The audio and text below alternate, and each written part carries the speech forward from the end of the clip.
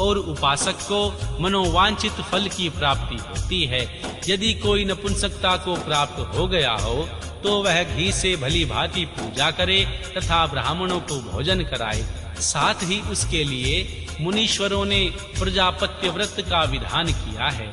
यदि बुद्धि जड़ हो जाए उस अवस्था में पूजक को केवल शर्करा मिश्रित दूध की धारा चढ़ानी चाहिए। ऐसा करने पर उसे बृहस्पति के समान उत्तम बुद्धि प्राप्त हो जाती है। जब तक 10,000 मंत्रों का जाप पूरा न हो जाए तब तक पूर्वोक्त दूध धारा द्वारा भगवान शिव का उत्कृष्ट पूजन चालू रहना चाहिए।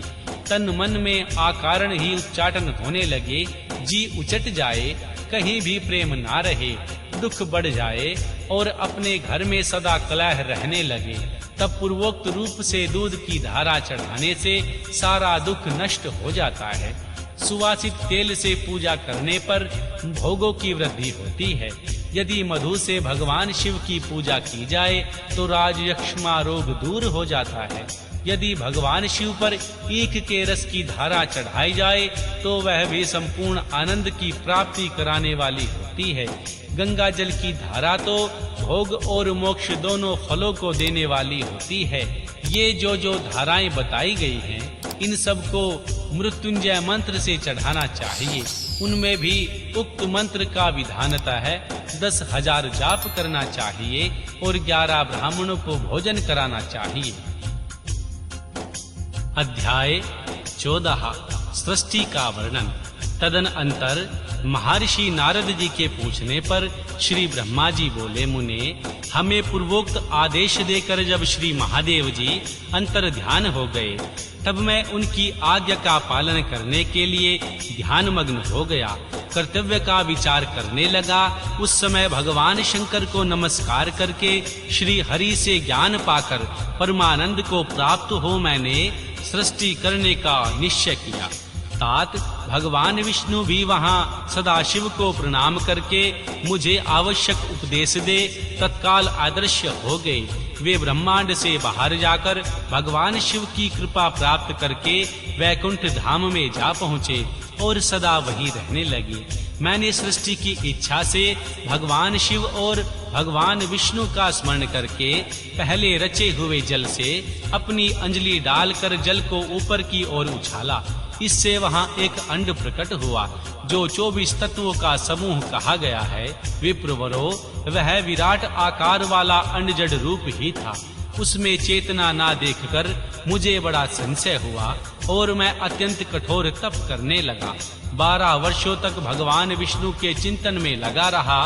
तात वह समय पूर्ण होने पर भगवान श्री हरि स्वयं प्रकट हुए और बड़े प्रेम से मेरे अंगों का स्पर्श करते हुए मुझसे प्रसन्नता पूर्वक बोले। श्री विष्णु ने कहा, ब्राह्मण, तुम वर मांगो, मैं प्रसन्न हूँ। मुझे तुम्हारे लिए कुछ भी अदेय नहीं है। भगवान शिव की कृपा से मैं सब कुछ देने में समर्थ हूँ। श्री ब्रह्मा बोले, अर्थात मैंने कहा, महाभाग, आपने जो मुझ पर कृपा की है वह सर्वथा उचित ही है, क्योंकि भगवान शंकर ने मुझे आपके हाथों में सौंप दिया है। श्री विष्णु, आपको नमस्कार है।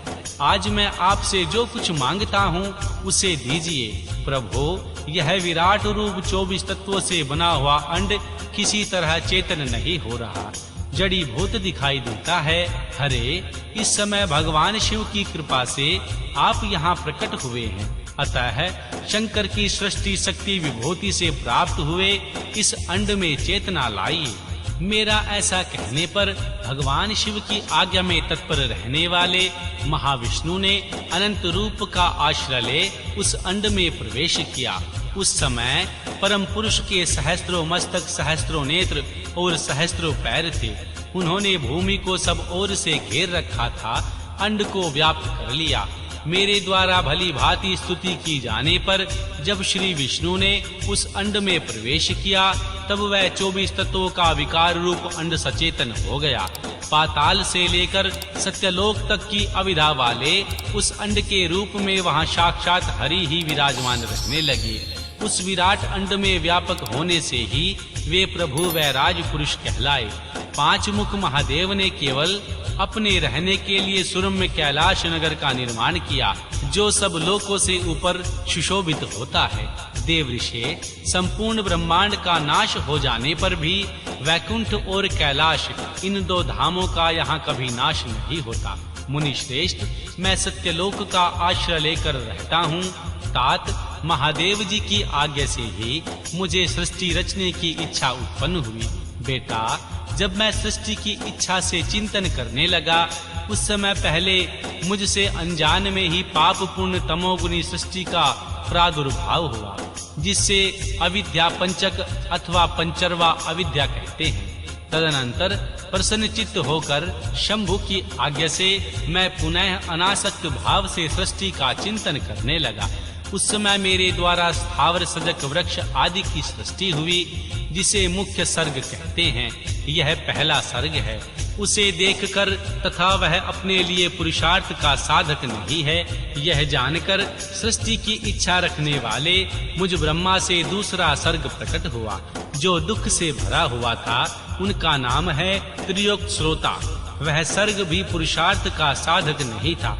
उसे भी पुरुषार्थ साधन की शक्ति से रहित जान जब मैं पुनः सृष्टि का चिंतन करने लगा, तब मुझसे शीघ्र ही तीसरे सात्विक सर्ग का प्रादुर्भाव हुआ, जिसे उद्धर्व श्रोता कहते हैं।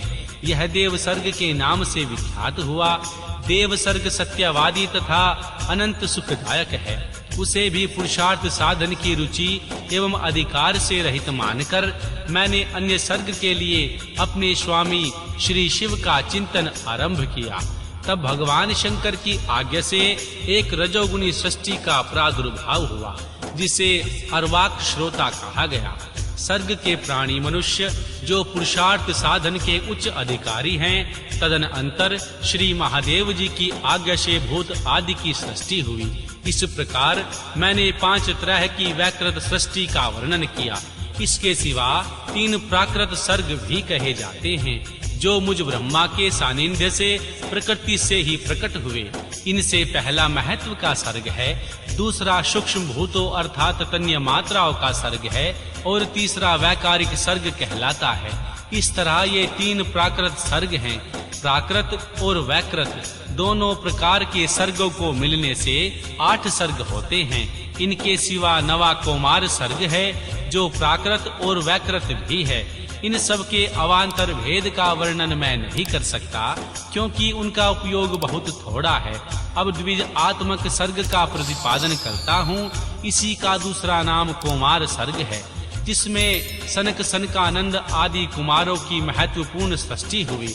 सनक आदि मेरे 4 मानस पुत्र हैं, जो मुझ ब्रह्मा के ही समान हैं। वे महान वैराग्य से संपन्न तथा उत्तम व्रत का पालन करने वाले हुए। उनका मन सदा भगवान शिव के चिंतन में ही लगा रहता है। वे संसार से विमुख एवं ज्ञानी हैं। उन्होंने मेरे आदेश पर सृष्टि के कार्य में मन नहीं लगाया। मुनि श्रेष्ठ नारद, सनकादिक कुमारों के दिए हुए नकारात्मक उत्तर को सुनकर मैंने बड़ा भयंकर क्रोध प्रकट किया। उस समय मुझ पर मोह छा गया।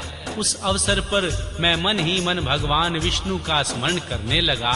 वे शीघ्र ही वहां आ गए।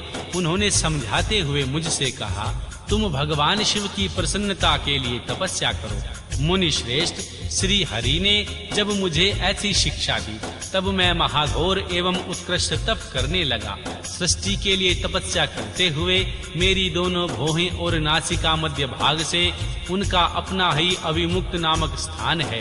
महेश्वर की 3 मूर्तियों में अन्यतम पूर्वांश सर्वेश्वर एवं दया सागर भगवान शिव अर्धनारीश्वर रूप से प्रकट हुए, जो जन्म से रहित तेज की राशि सर्वज्ञ तथा सर्वद्रष्टा हैं। उन नील लोहित नामधारी साक्षात उमा वल्लभ भगवान शंकर को सामने देख बड़ी भक्ति से मस्तक झुका उनकी स्तुति करके मैं बड़ा प्रसन्न हुआ और उन देवेश्वर से बोला, प्रभो आप भांति भांति के जीवों की सृष्टि कीजिए। यह मेरी बात सुनकर उन देवादि देव महादेश्वर रुद्र ने अपने ही समान बहुत से रुद्र गणों की सृष्टि की।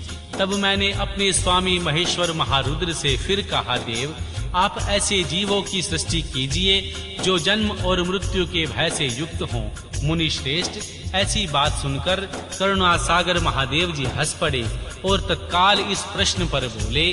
श्री महादेव जी ने कहा, विधात, मैं जन्म और मृत्यु के भय से युक्त अशोभान जीवों की सृष्टि नहीं करूंगा।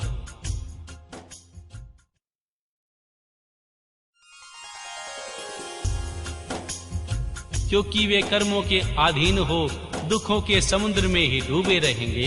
मैं तो दुख के सागर में डूबे हुए उन जीवों का उद्धार मात्र करूंगा। गुरु का स्वरूप धारण करके उत्तम ज्ञान प्रदान कर उन सबको संसार सागर से पार करूंगा।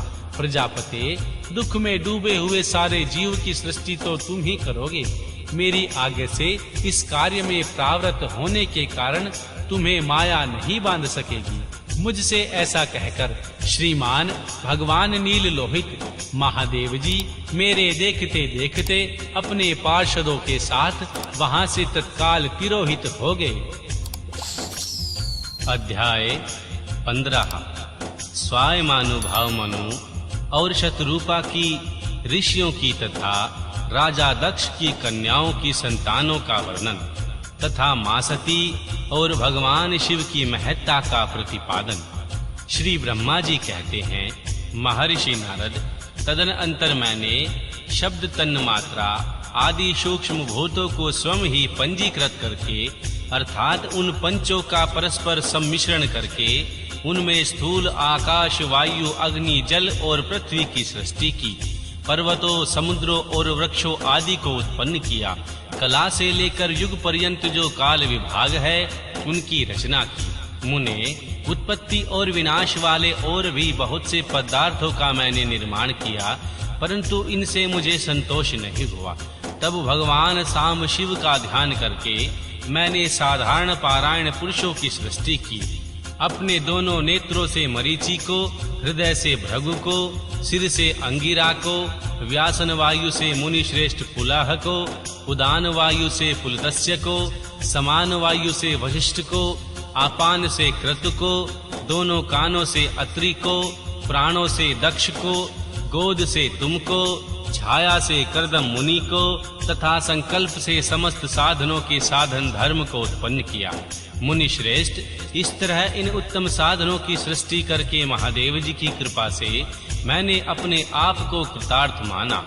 तत्पश्चात संकल्प से उत्पन्न हुए मेरी आज्ञा से मानव रूप धारण करके साधकों की प्रेरणा से साधन में लग गए। इसके बाद मैंने अपने विभिन्न अंगों से देवता, असुर आदि के रूप में असंख्यक पुत्रों की सृष्टि करके उन्हें भिन्न भिन्न शरीर प्रदान किए। मुने, तदनंतर अंतर्यामी भगवान शंकर की प्रेरणा से अपने शरीर को दो भागों में विभक्त करके मैं दो रूप वाला हो गया। महर्षि नारद, आधे शरीर से मैं स्त्री हो गया और आधे से पुरुष। उस पुरुष ने उस स्त्री के गर्भ से सर्व साधन समर्थ उत्तम जोड़ों को उत्पन्न किया। उस जोड़े से जो पुरुष था वही स्वामानुभाव मनु के नाम से प्रसिद्ध हुआ। स्वायमानुभाव उच्च कोटि के साधक हुए। जो स्त्री हुई वह शतरूपा कहलाई। वह योगिनी एक तपस्विनी हुई। तात, मनु ने वैवाहिक विधि से अत्यंत सुंदरी शतरूपा का पानी ग्रहण किया और उससे वे मैथुन जनित सृष्टि उत्पन्न करने लगे। उन्होंने शतरूपा से प्रियव्रत और उत्तान नामक 2 पुत्र और 3 कन्याएं उत्पन्न की। कन्याओं के नाम थे आकृति, देवहूति और प्रसूति। मनु ने आकृति का विवाह प्रजापति रुचि के साथ किया। मंजली पुत्री देवहूति कदर्म को ब्याह दी और उत्तनपाद की सबसे छोटी बहन प्रसूति प्रजापति दक्ष को दे दी। उनकी संतान परंपराओं के समस्त चराचर जगत व्याप्त है। रुचि के आकृति के गर्भ से यज्ञ और दक्षिणा नामक स्त्री पुरुष का जोड़ा उत्पन्न हुआ। यज्ञ के दक्षिणा के 12 पुत्र हुए। मुने, कृदम द्वारा देवहूति के गर्भ से बहुत सी पुत्रियां उत्पन्न हुई। दक्ष के प्रसूति से 24 कन्याएं हुई। उनमें से श्रद्धा आदि 13 कन्याओं का विवाह दक्ष ने धर्म के साथ कर दिया। मुनीश्वर, धर्म की उन पत्नियों के नाम सुनो श्रद्धा, लक्ष्मी, धृति, तुष्टि, पुष्टि, मेघा, क्रिया, बुद्धि, लज्जा, वासु, शांति, सिद्धि और कीर्ति, ये सब 13 हैं। इनमें छोटी जो शेष 11 सुलोचनाएं कन्या थी, उनके नाम इस प्रकार हैं: ख्याति, सती, संभूति, स्मृति, प्रीति, क्षमा, सन्नति, अनुसूया, ऊर्जा, स्वाहा तथा स्वाधा, भृगु, शिव, मरीचि, अगिरा, पुनि, पुलस्त्य, पुलाह, मुनि श्रेष्ठ, क्रतु, अत्रि, वशिष्ठ, अग्नि और पितरों ने क्रमशः इन ख्याति आदि कन्याओं का पाणी ग्रहण किया। भृगु आदि मुनि श्रेष्ठ साधक हैं। इनकी संतानों से चराचर प्राणियों सहित सारी त्रिलोक की भरी हुई थी। इस प्रकार अंबिकापति महादेव जी की आज्ञा से अपने पूर्व कर्मों के अनुसार बहुत से प्राणी असंख्य श्रेष्ठ द्विजों के रूप में उत्पन्न हुए। कल्प भेद से दक्ष के 60 कन्याएं बताई गई हैं। उनमें से 10 कन्याओं का विवाह उन्होंने धर्म के साथ कर दिया। 27 कन्याएं चंद्रमा को ब्याह दी और विधि पूर्वक 13 कन्याओं के हाथ दक्ष ने कश्यप के हाथ में दे दिए।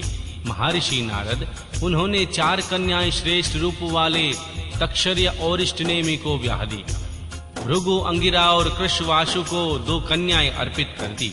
उन स्त्रियों से उनके पतियों द्वारा बहुसंख्य चराचर प्राणियों की उत्पत्ति हुई। मुनि श्रेष्ठ राजा दक्ष ने महात्मा कश्यप को जिन 13 कन्याओं का विधि पूर्वक दान दे दिया था, उनकी संतानों से सारी त्रिलोक की व्याप्त है। स्थावर और जगम कोई भी सृष्टि ऐसी नहीं है जो कश्यप की संतानों से शून्य हो।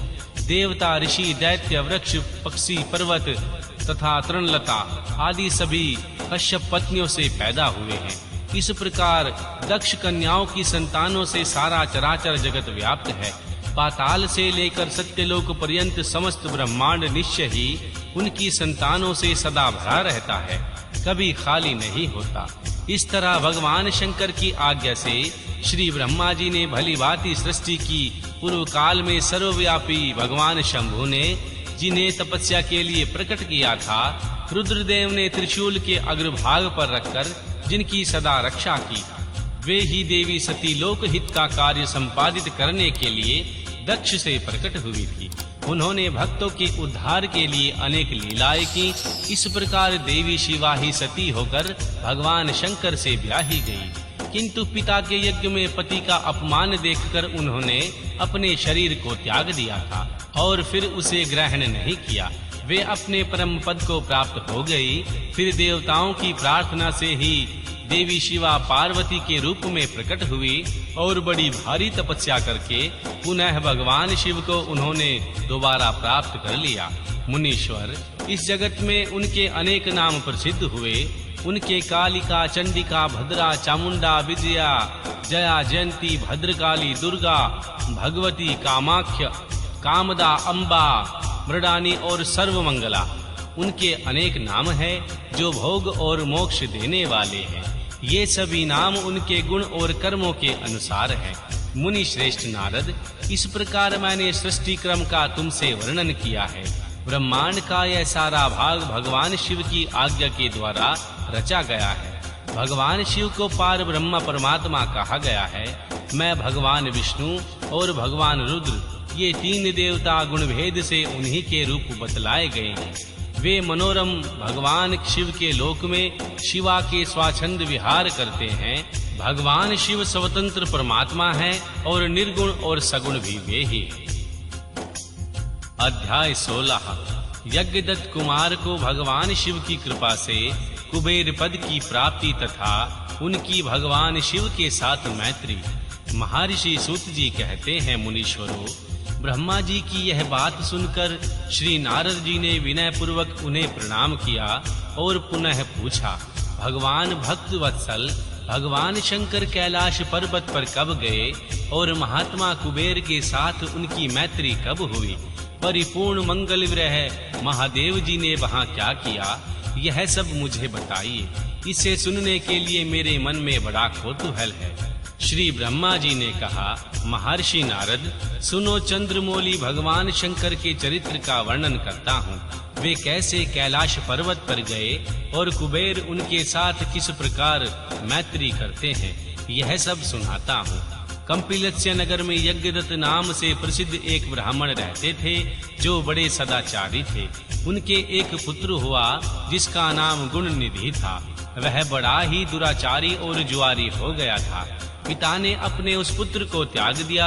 वह घर से निकल गया और कई दिनों तक भूखा भटकता रहा। एक दिन वह नैवेद्य चुराने की इच्छा से एक शिव मंदिर में गया। वहां उसने अपने वस्त्र को जलाकर उजाला किया, यह मानो उसके द्वारा भगवान शिव के लिए दीपदान किया गया हो। तत्पश्चात वह चोरी में पकड़ा गया और उसे प्राण दंड मिला। अपने कुकर्मों के कारण वह यमदूतों द्वारा बांधा गया। इतने ही में भगवान शंकर के पार्षद वहां आ पहुंचे और उन्होंने उनके बंधन से उन्हें छुड़ा लिया। शिवगणों के संग में उनका हृदय शुद्ध हो गया था, अतः वह उन्हीं के साथ तत्काल शिवलोक में चला गया।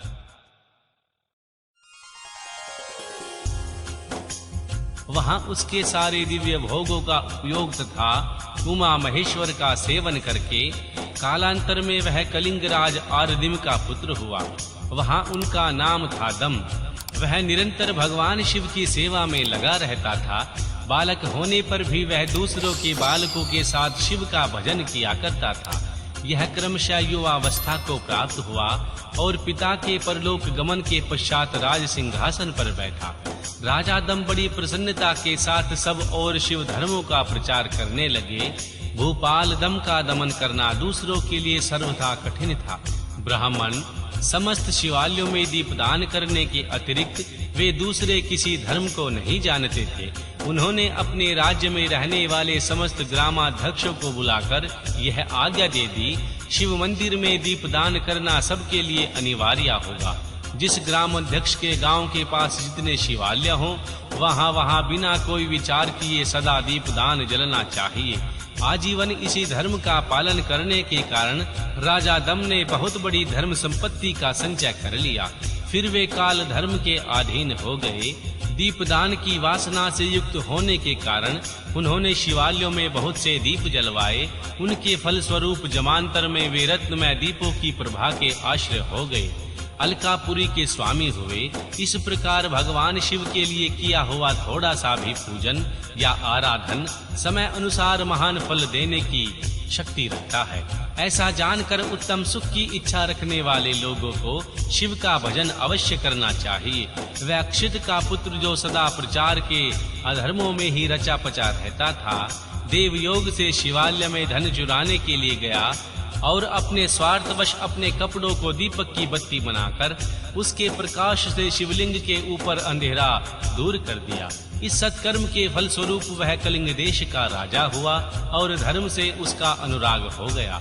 फिर दीप की वासना का उदय होने से शिवालयों में दीप जलवाकर उसने यह दिक्पाल का पद पा लिया। मुनीश्वर देखो तो सही, उसका वह कर्म और कहां दिक्पाल की पदवी, जिसका यह मानव धर्मा प्राणी इस समय उपभोग कर रहा है। तात यह तो उसके ऊपर भगवान शिव के संतुष्ट होने की बात बताई गई है।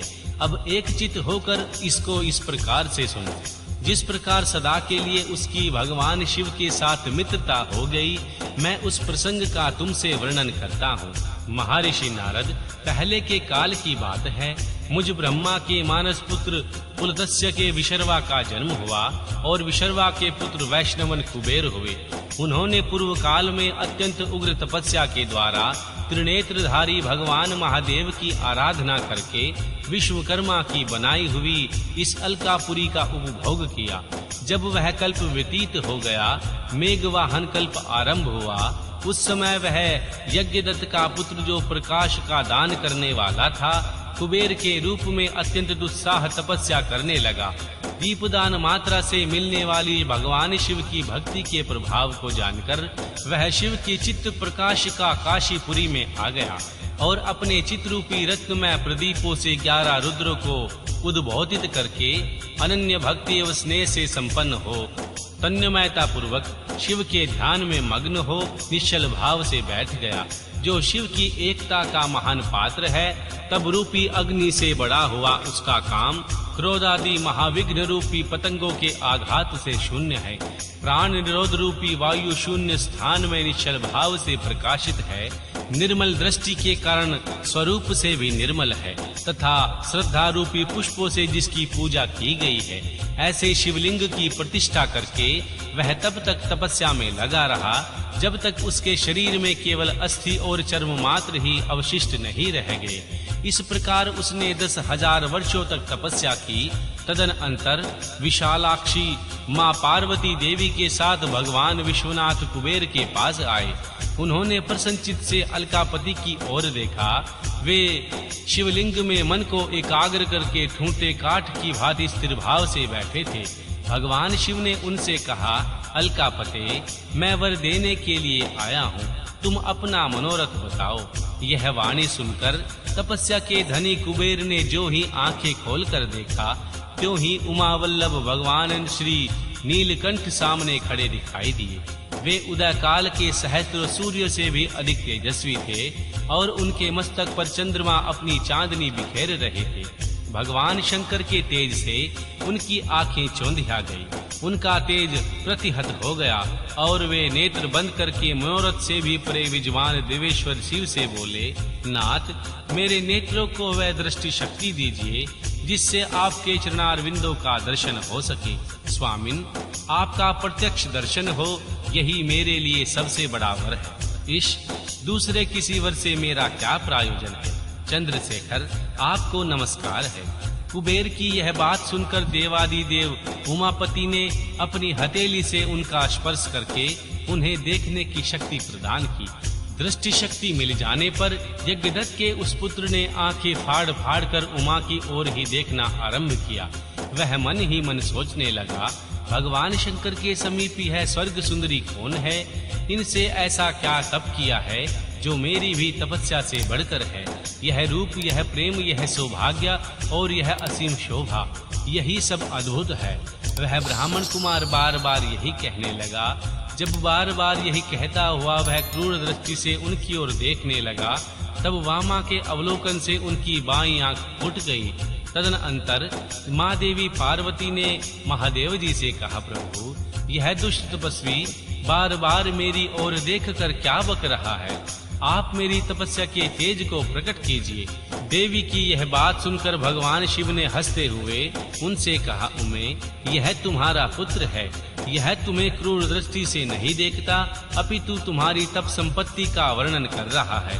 देवी से ऐसा कहकर भगवान शिव पुनः उस ब्राह्मण कुमार से बोले, वत्स, मैं तुम्हारी तपस्या से संतुष्ट होकर तुम्हें वर देता हूँ। तुम निधियों के स्वामी और गुरहाकों के राजा हो जाओ।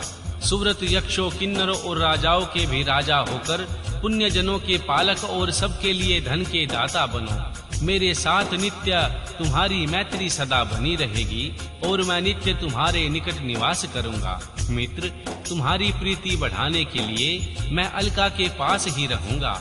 आओ इन उमा देवी के चरणों में साष्टांग प्रणाम करो, क्योंकि ये तुम्हारी माता है। महाभक्त यज्ञदत्त कुमार, तुम अत्यंत प्रसन्नचित्त से इनके चरणों में गिर जाओ। महर्षि ब्रह्मा जी कहते हैं, हे नारद, इस प्रकार वर देकर भगवान शिव ने माँ पार्वती देवी से फिर कहा, देवेश्वरी, इस पर कृपा करो। तपस्विनी, यह तुम्हारा पुत्र है। भगवान शंकर का यह कथन सुनकर माँ जगदम्बा पार्वती ने प्रसन्नचित्त हो यज्ञदत्त कुमार से कहा, वत्स, भगवान शिव में तुम्हारी सदा निर्मल भक्ति बनी रहे। तुम्हारी बाई आंख तो फूट ही गई है, इसलिए एक ही पिलांग नेत्र से युक्त रहो। महादेव जी ने जो वर दिए हैं वे सब उसी रूप में तुम्हें सुलभ हों। बेटा, मेरे रूप के प्रति ईर्ष्या करने के कारण तुम कुबेर के नाम से प्रसिद्ध होगे।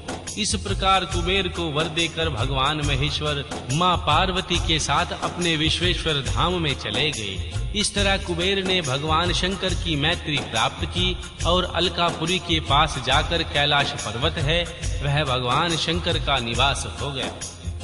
अध्याय 17 व 18 भगवान शिव का कैलाश पर्वत पर गमन तथा सृष्टि खंड का उपसंहार।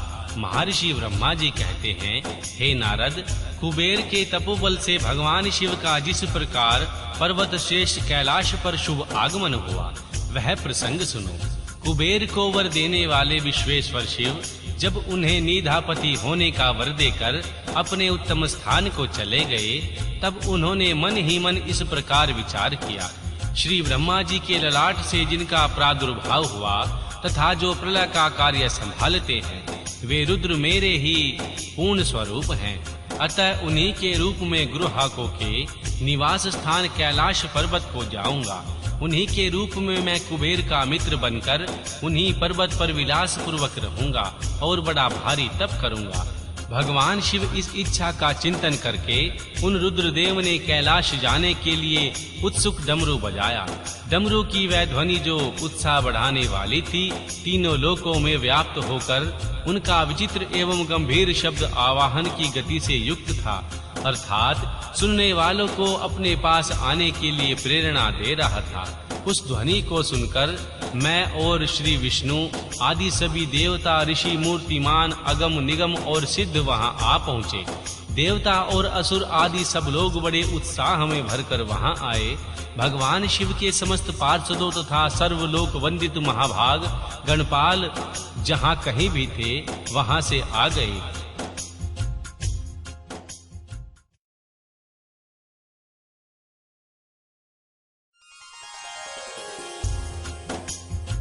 इतना कहकर ब्रह्मा जी वहां आए हुए गणपालों का नामोल्लेख पूर्वक विस्तृत परिचय दिया। इस प्रकार कहना आरंभ किया। वे बोले, वहां असंख्य महाबली गणपाल पधारे। वे सब के सब सहस्त्रों भुजाओं से युक्त थे और मस्तक पर जटा का ही मुकुट धारण किए हुए थे। वे सभी चंद्रचूड़, नीलकंठ और त्रिलोचन थे। हार, कुंडल, केयूर तथा मुकुट आदि से अलंकृत थे। वे मेरे श्री विष्णु के तथा इंद्र के समान तेजस्वी जान पड़ते थे। अणिमा आदि 8 सिद्धियों से घिरे हुए थे तथा करोड़ों सूर्यों के समान उद्भाषित हो रहे थे। उस समय भगवान शिव ने श्री विश्वकर्मा जी को उस पर्वत पर निवास स्थान बनाने की आज्ञा दी। अपने भक्तों के साथ अपने और दूसरों के रहने के लिए यथायोग्य आवास तैयार करवाने का आदेश दिया। मुने, तब श्री विश्वकर्मा जी ने भगवान शिव की आज्ञा के अनुसार उस पर्वत पर जाकर शीघ्र ही नाना प्रकार के ग्रहों की रचना की। फिर श्री हरि की प्रार्थना से कुबेर पर अनुग्रह करके भगवान शिव सानंद कैलाश पर्वत पर लौट आए। उत्तम मुहूर्त में अपने स्थान में प्रवेश करके भक्त वत्सल परमेश्वर शिव ने सबको प्रेमदान सादान किया। इसके बाद आनंद से भरे हुए श्री विष्णु आदि समस्त देवताओं और मुनियों, सिद्धों ने भगवान शिव का प्रसन्नता पूर्वक अभिषेक किया। हाथों में नाना प्रकार की भेंटें लेकर आए। सबने क्रमशः उनका पूजन किया। बड़े उत्सव के साथ उनकी आरती उतारी। मुने, उस समय आकाश में फूलों की वर्षा हो रही थी जो मंगल सूचक थी। सब ओर जय जयकार और नमस्कार के शब्द गूंजने लगे। महान उत्सव फैला हुआ था जो सबको सुख बढ़ा रहा था। उस समय सिंहासन पर बैठकर श्री विष्णु आदि सभी देवताओं द्वारा की हुई यथोचित सेवा को बारंबार ग्रहण करते हुए भगवान शिव बड़ी शोभा पा रहे थे। देवता आदि सब लोगों ने सार्थक एवं प्रिय वचनों द्वारा लोक कल्याणकारी भगवान शिव का पृथक पृथक स्तवन किया। सर्वेश्वर प्रसन्नचित से वह स्तवन सुनकर उन सबको प्रसन्नता पूर्वक मनोवांछित वर दिया एवं अभिष्ट वस्तुएं प्रदान की। मुने, तदनंतर श्री विष्णु के साथ तथा अन्य सब देवता और मुनि मनोवांछित वस्तु पाकर आनंदित हो उठे। भगवान शिव की आज्ञा से अपने अपने धाम को चले गए। कुबेर भी शिव की आज्ञा से प्रसन्नता पूर्वक अपने स्थान को गए। फिर वे भगवान शंभु जो सर्वदा सर्वत्र हैं, योग पारायण एवं ध्यान तत्पर हो पर्वत प्रवर कैलाश पर रहने लगे। कुछ काल बिना पत्नी के ही बिताकर परमेश्वर शिव ने दक्ष कन्या सती को पत्नी रूप में प्राप्त किया। देवेश, फिर वे महेश्वर दक्ष कुमारी सती के साथ विवाह करने के लिए और लोकचार पारायण हो सुख का अनुभव करने लगे। मुनीश्वर, इस प्रकार मैंने तुमसे यह रुद्र के अवतार का वर्णन किया। साथ ही उनके कैलाश पर आगमन और कुबेर के साथ मैत्री का भी प्रसंग सुनाया है। कैलाश के अंतर्गत होने वाली उनकी ज्ञानवर्धिनी लीला का वर्णन किया, जो इस लोक और परलोक में सदा संपूर्ण मनोवांछित फलों को देने वाली है। जो एकाग्रचित हो इस कथा को सुनता या पढ़ता है, इस लोक में भोग पाकर परलोक में मोक्ष का लाभ प्राप्त करता है। अध्याय 20 रुद्र संहिता का सृष्टि खंड संपूर्ण। रुद्र संहिता द्वितीय सती खंड। महर्षि नारद जी के प्रश्न और श्री ब्रह्मा जी के द्वारा उनका उत्तर। भगवान सदाशिव से त्रिदेवों की उत्पत्ति तथा श्री ब्रह्मा जी से देवता आदि की सृष्टि के पश्चात एक नारी और एक पुरुष का प्रकाश है। महर्षि नारद जी बोले, महाभाग प्रभो, विधात आपके मुखारविंद से मंगल कारिणी शंभु कथा सुनते सुनते मेरा जी नहीं भरा है, अतः भगवान शिव का सारा शुभ चरित्र मुझसे कहिए। संपूर्ण विश्व की सृष्टि करने वाले ब्रह्मदेव, मैं मां सती की कीर्ति से युक्त भगवान शिव का दिव्य चरित्र सुनना चाहता हूँ। शोभाशालिनी मां सती किस प्रकार दक्ष पत्नी के गर्भ से उत्पन्न हुई, महादेव जी ने विवाह का विचार कैसे किया, पूर्व काल में दक्ष के प्रति रोष होने के कारण मां सती ने अपने शरीर का त्याग कैसे कर दिया, चेतना प्रकाश हो प्राप्त होकर और फिर हिमालय की कन्या कैसे हुई, मां पार्वती ने किस प्रकार उग्र तपस्या की और कैसे उनका विवाह हुआ, कामदेव का नाश करने वाले भगवान शंकर के आधे शरीर में वे किस प्रकार स्थान पा सकी। महामते, इन सब बातों को आप विस्तार पूर्वक कहिए। आपके सामने दूसरा कोई संशय का निवारण करने वाला न होगा। श्री ब्रह्मा जी ने कहा, मुने, देवी सती और भगवान शिव का शुभ यश परम पावन है, दिव्य तथा गोपनीयता से भी अत्यंत गोपनीय है। वह सब मुझसे सुनो। पूर्व काल में भगवान शिव निर्गुण, निर्विकल, निराकार, शक्ति रहित, चिन्मय तथा सत और असत से विलक्षण रूप से प्रतिष्ठित थे। फिर वे ही प्रभु सगुण और शक्तिमान होकर विशिष्ट रूप धारण करके स्थित हुए। उनके साथ उमा भगवती उमा विराजमान थी। विप्रवर, वे भगवान शिव दिव्य आकृति से सुशोभित हो रहे थे। उनके मन में कोई विकार नहीं था। वे अपने परातत्पर स्वरूप में प्रतिष्ठित थे। मुनि श्रेष्ठ, उनके बाएं अंग से भगवान विष्णु और दाएं अंग से मैं ब्रह्मा और मध्य अंग से अर्थात हृदय से रुद्रदेव प्रकट हुए। मैं ब्रह्मा सृष्टि करता हुआ, भगवान विष्णु जगत का पालन करने लगे और स्वयं रुद्र ने संहार का कार्य संभाला। इस प्रकार भगवान सदाशिव स्वयं ही 3 रूप धारण करके स्थित हुए।